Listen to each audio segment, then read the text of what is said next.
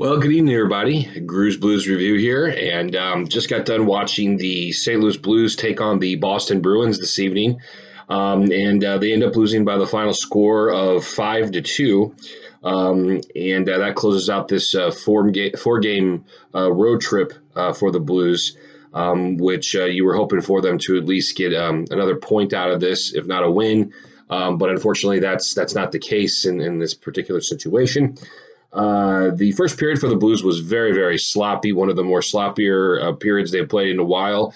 This looked more like the Blues at the beginning of the season. And they're lucky Jake Allen was in net and played well because they could have been down a lot worse than just 1-0 at the end of one period. The goal that was scored by Krug was a goal where he was left wide open in front. Once again, back checking was horrible by the forwards, especially the center, and Krug was left wide open, and Blues were down 1-0. Definitely give props to Maroon as Pat Maroon dropped the gloves and fought with Zdeno Chara, the big boy, one of the biggest guys in the league. Now, granted, it wasn't much of a fight, but still, I'm sorry, dropping the gloves to take on that guy, no matter what. I give him props for that. In the second period, the Blues came out, and I think either some harsh words were said between periods in the locker room, or the Blues just realized they needed to wake up, and they went out and scored two goals, one by O'Reilly, and Perron got an assist on it, and so he has now 13 games now in a row now with points, which is great, and he just keeps playing better and better ever since he came off of that healthy scratch that Berube put him on. And then Gunnarsson, who Darren Payne calls Boom Boom Gunnarsson, he scores, and it's 2-1. Things were looking pretty good, and then David Backes, once again, an ex-Blue coming back after us, he scores on a deflection to make it 2-2. On that particular play, though, Bouwmeester, have to hand it to him. He was in front of our goaltender, protecting the front of the net.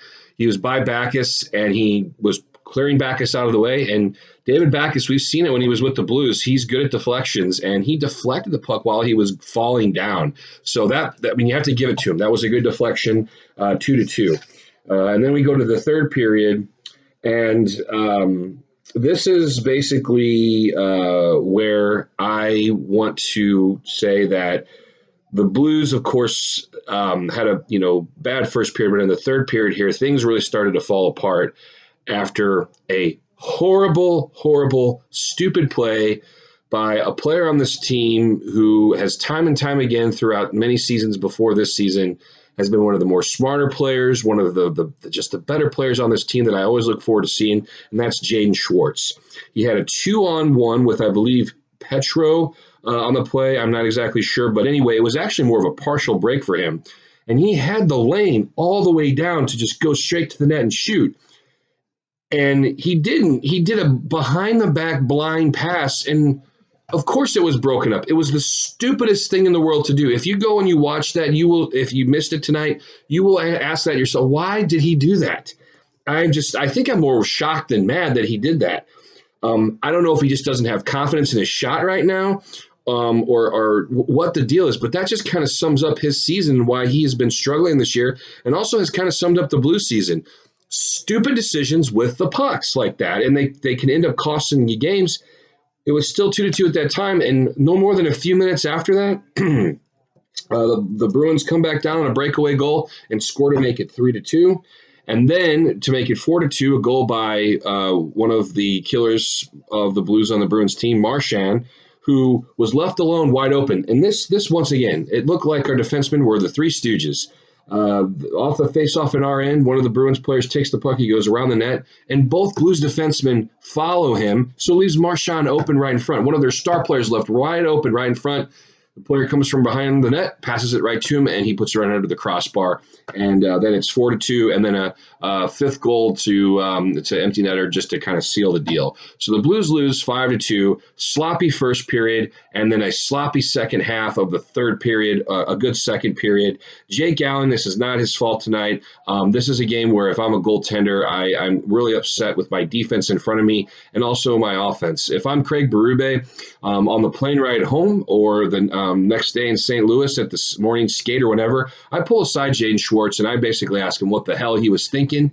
Yeah, he's a veteran, but he should damn well know better than that. He's a big reason why this team, I think, lost tonight, because that was a stupid play. I think it really shocked some of his teammates. So, Jaden, pull your head out of your butt on that.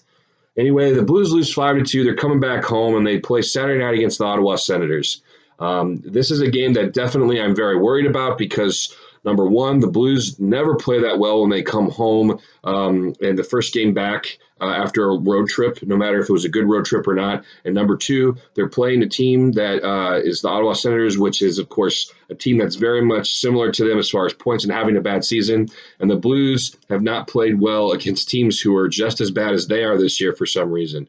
We'll have to wait and see what happens. I always like to stay positive for this team. I'm a big Blues fan, so we'll see. But Saturday night against the Ottawa Senators, it's an early start, Blues fans, 6 o'clock. Talk to you afterwards. Take care.